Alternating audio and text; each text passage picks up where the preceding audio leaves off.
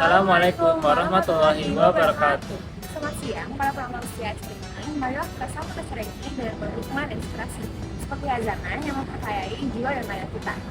Hari ini kita akan menapak langkah dalam dunia berita Islam yang bermakna dan bermanfaat, membawa kabar baik serta pelajaran yang mendalam untuk kehidupan kita sebagai umat muslim. Seperti khazanah yang tak pernah habis, mari kita bersama-sama menjelajahi berita-berita yang menginspirasi, memberikan pemahaman yang lebih dalam tentang agama kita, dan memperkokoh iman kita kepada Allah Subhanahu wa Ta'ala. Pada banyak kata, mari kita mulai perjalanan berita Islam hari ini.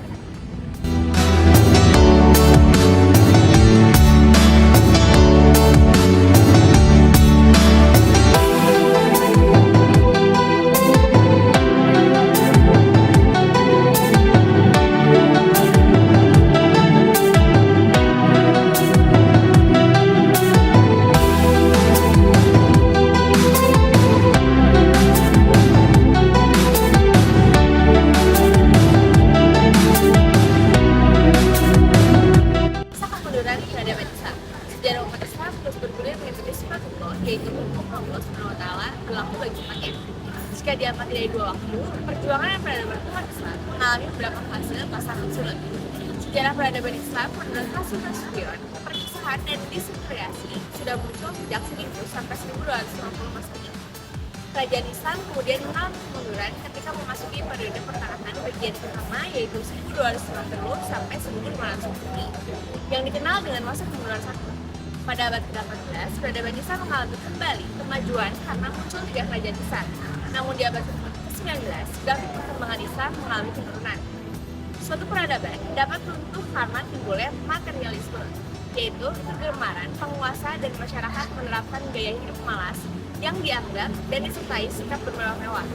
Dalam peradaban yang telah tidur, masyarakat hanya memfokuskan pada pencarian kekayaan yang cepat-cepatnya dengan cara yang tidak benar.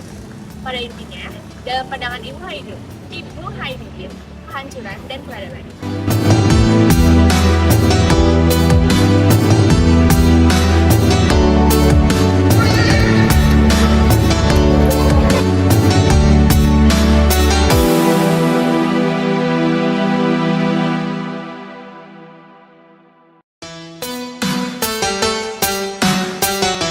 Dalam menghadapi masa yang akan datang, tugas kita sebagai umat Islam adalah untuk menjaga dan merawat nilai-nilai luhur yang diwariskan oleh agama Islam.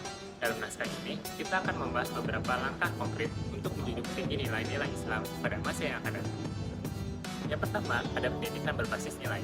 Pengintegrasian nilai-nilai Islam, pendidikan yang mencakup nilai-nilai Islam secara menyeluruh, bukan hanya aspek akademis, akan membentuk generasi yang memahami dan menerapkan ajaran Islam dalam kehidupan sehari-hari.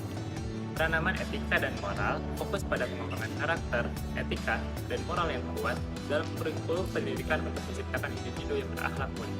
Yang kedua, ada pembangunan karakter dan kepemimpinan.